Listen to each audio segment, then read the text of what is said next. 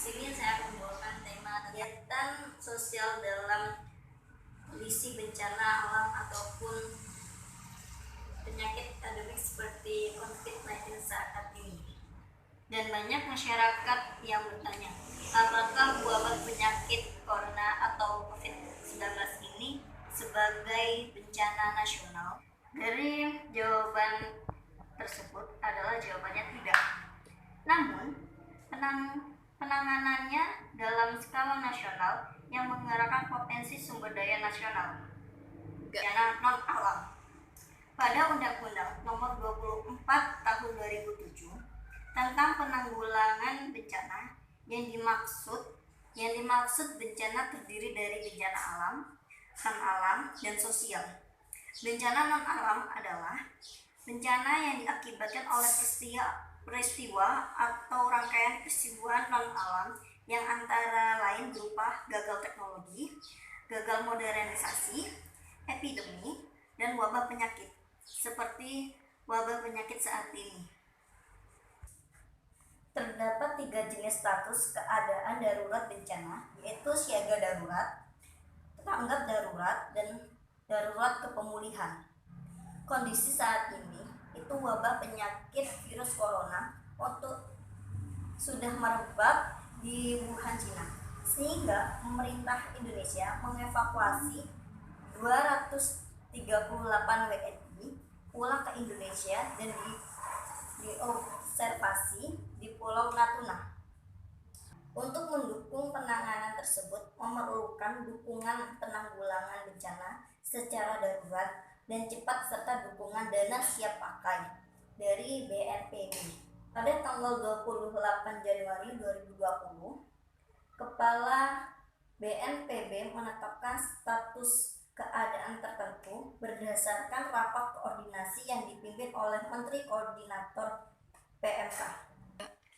Hal tersebut sudah dilakukan BNPB dengan mengeluarkan surat keputusan kepada BNPB nomor 9A tahun 2020 tentang penetapan status keadaan tertentu darurat bencana wabah penyakit akibat virus corona di Indonesia yang berlaku pada 32 hari terhitung sejak tanggal 28 Januari hingga 28 Februari 2020. Tetapi surat keputusan tersebut diperpanjang kepada BNPB nomor 13A tahun 2020 tentang perpanjangan status keadaan tertentu darurat bencana wabah penyakit akibat COVID-19.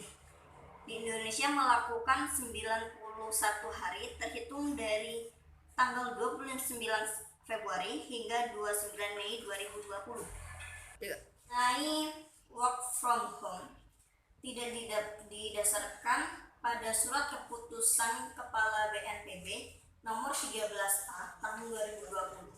Mengenai hal tersebut dikembalikan dan ditentukan oleh pemangku atau kebijakan seperti kepala daerah, menteri, pemimpin kantor masing-masing.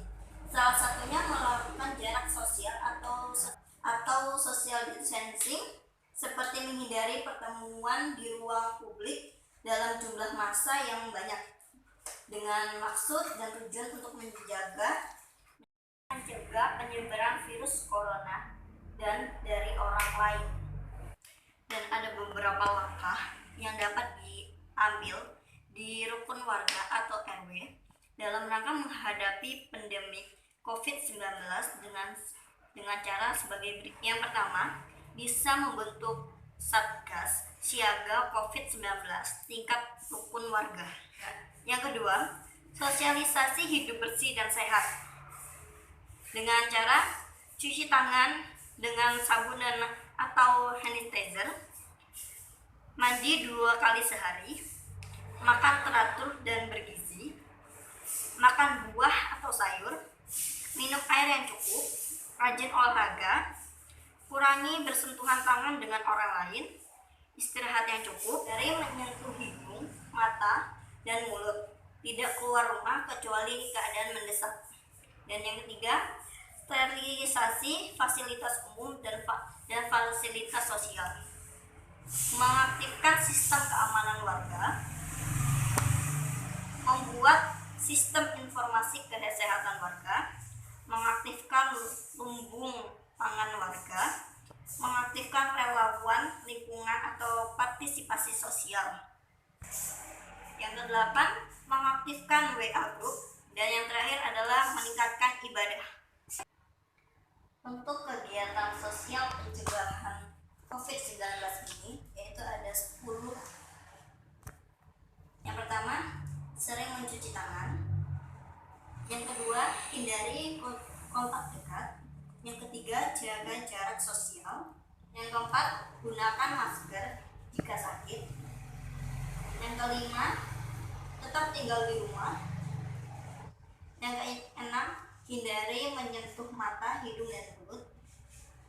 Yang ketujuh, hindari kerumunan. Yang kedelapan, tidak berjabat tangan.